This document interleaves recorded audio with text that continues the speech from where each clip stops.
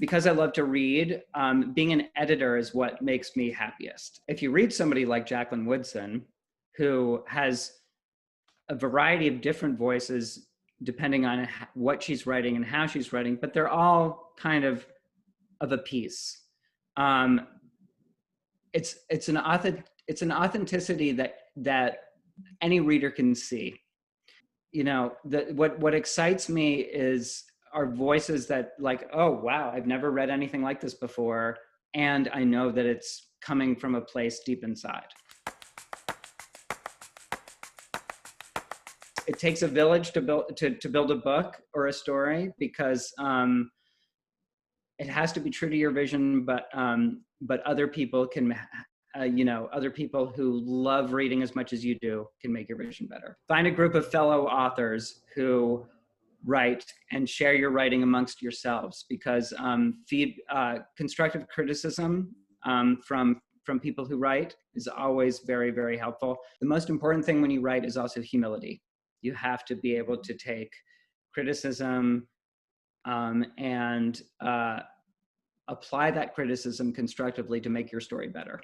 And that's one thing that I've learned as an author and as an editor, because being an editor is also a dialogue, because sometimes I give criticism to an author and they'll say, well, actually, no, that's really wrong, and here's what I want to do. And I'm like, oh, that's perfect. That's exactly what I was going for anyways. Oftentimes, if an author I'm working with is struggling, I ask them to write character sketches so that they know. Every author has to know, especially the point of view character or the protagonist, but all characters, they need to, I ask them to write 1 or 2 pages about every single character. A lot of times I'll just write, and you know, when I work with an editor, they'll say, why don't you write a character sketch? And I'm like, yeah, you're right, I should write a character sketch. Because that helps you understand, you know, what they want, who they love, who they don't love, what they're afraid of, you know, what their secrets are. All of these things, they're very, very important to know, even if they don't make it into your story. As long as you know them, your story will be better.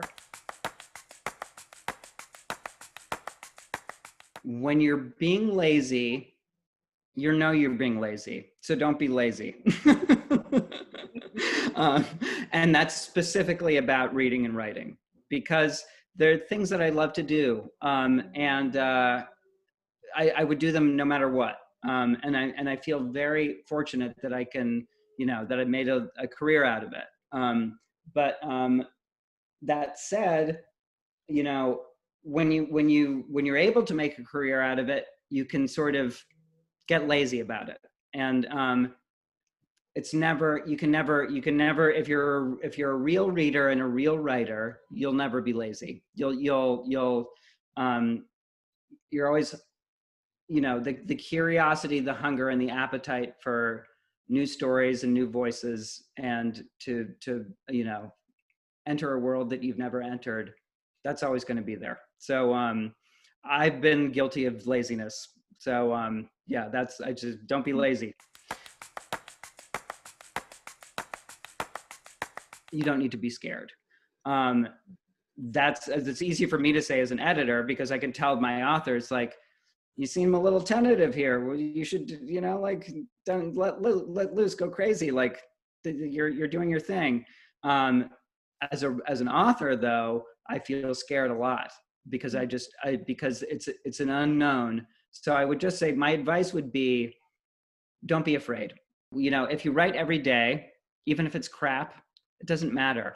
You're writing, and it's like exercise. It's like a muscle that needs to be, you know, you have to read and you have to write if you're going to be a writer. And you don't have to use everything that you write, but you have to write. All we have is today, so make the most of today. And if you can write or read something today, then it's a good day.